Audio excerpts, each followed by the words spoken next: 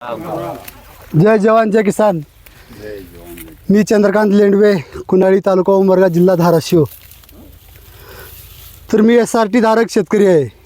SRT धारक, शून्य मशागत.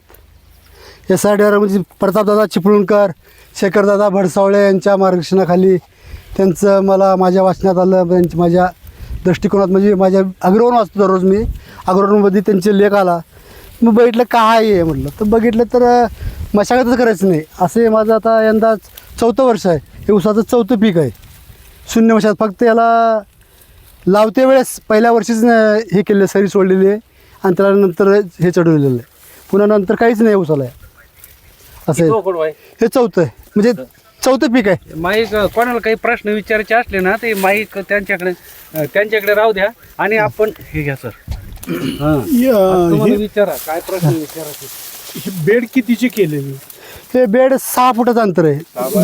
6 फुटाचं ऊसासाठी. हा ऊसासाठी 6 फुटाचं केलं आहे. ऊसासाठी एक नवीन प्रयोग म्हणून लोक 8 फुटाचं 12 फुटाचं करत होते. माझ्या पाहण्यात आलं होतं.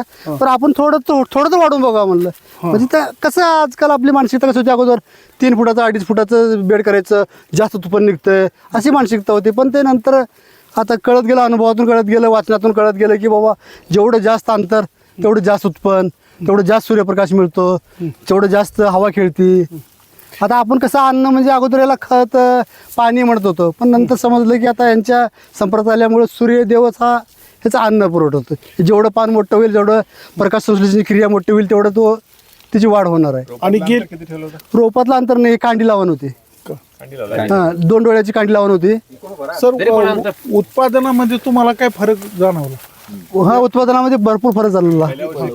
पहिल्या वर्षी 55 टन आलं, पुन्हा 50च्या आसपास आहे चालू आहे. म्हणजे आपलं कुठलं खत नाही, काय नाही 50 टन एकरी निघत आहे. रासायनिक खत वगैरे काही काय नाही. चंद्रकांतराव, रासायनिक खत वगैरे काही दिलं नाही, पण ठीक आहे, तुम्ही ज्यावेळेस लावण केली तिथून आजपर्यंत हे 4थं खोडू आहे. हा, किती काय खत आणि कुठले खत टाकले का टाकलेच नाहीत? खत रासायनिक खत तर नाहीच. पहिल्या वर्षी पण नाही. आपले सेंद्रिय खत, आपलं गावरान खत, उकुरड्यातलं खत, पुन्हा वेस्ट डिकम्पोजर, गोकर्पा, अमृत, हेच ड्रीप वाटी सोडायचं. बरं, ज्याच्याकडे समजा उकंड्याचा खत वगैरे नसला तर मग SRT मध्ये उत्पन्न घेण्यासाठी काय करावं लागेल? चांगला प्रश्न आहे.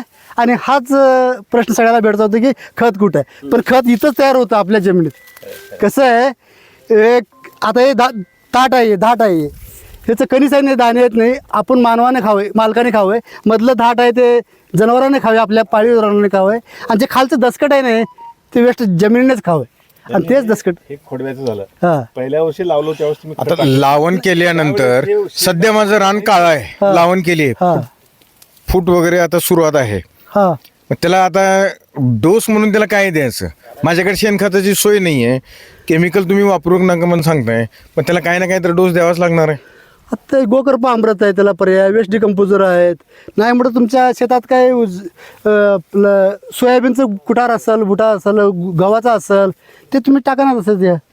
तुमच्याकडे खत तर नाही, पण तुम्ही जे मल्चिंग आपण सेंद्रिय कर्ब वाढवण्यासाठी जे आपण आपलं जमिनीतलं आपलं वेस्ट आहे आपल्या पिकाचं, तुराट्या असतील, आपल्या चुरीचे असेल, गव्हाचं असेल, नाही म्हटलं तर पुन्हा नंतर आपलं सोयाबीनचं भरपूर आपल्याकडे वेस्ट जातं ते टाका. म्हणजे SRT मध्ये तुम्हाला असं म्हणायचं आहे की केमिकलचा वापर करायचा नाही? हां, केमिकलचा वापर.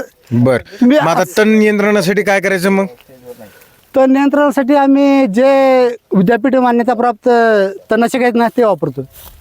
अच्छा, कुठले पण? केमिकल वापरू नका असं म्हणत नाही, हा, बरोबर आहे. वापरू नका असं म्हणत नाही. बर, दुसरीकडे चाललो आपण. मग आता तुम्ही तर केमिकलच वापरलं नाही?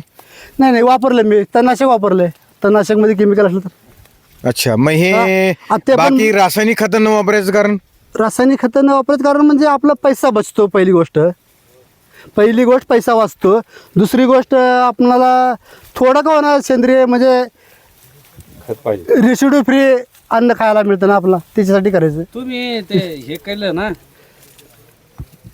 EM ते सांगा. EM सोल्युशन तयार केलं. EM सोल्युशन खाली एक ते काय EM सोल्युशन म्हणजे नेमकं काय? EM सोल्युशन म्हणजे इफेक्टिव्ह मायक्रो ऑर्गॅनिझम EMचं हे. आणि सूक्ष्म जे अन्नजीव आहेत, जे मातीतले आता काय सांगतात एका ग्राम मातीमध्ये बी लाखो करोडो असतात मग आपण काय ते डोळ्याला दिसत बरं नाहीत, आपण ते पाहिलं बी नाही. पण म्हणतात आता हे माती घेतलं ना दिसतं ना आपल्याला हे ह्याच्यामध्ये आहेत काही हे जे माती जे रवाळ असते ना अशी रवाळ माती असली तरच ते सूक्ष्म जीवन रवाळ हे माती कसं आता चिपळूण काय सांगतात आपण पीठ आलं तर पिठाचं असं घट्ट होऊ नये म्हणतात त्याला वापसा आहे ना वापसा ते शुद्ध भाषेत वापसायला असं रवाळ राहिलं पाहिजे. आता तुम्ही शेंट घ्यायचा कोण बी किती मस्त शेंट येतो बा जिथं जागेवरची माती काढा तुम्ही, कुठली जागेवर माती काढा कुठली काढा शेंट घ्या, हा तिचा नैसर्गिक शेंट आपल्याला मिळेल. नैसर्गिक शेंट म्हणजे पहिला मृग नक्षत्र मग मर्ग नक्षत्रात जसं पाऊस पडल्यानंतर हे पाचट वगैरे कुजलेलं आहे. हं. मग आता हे 4 वर्षाचं आहे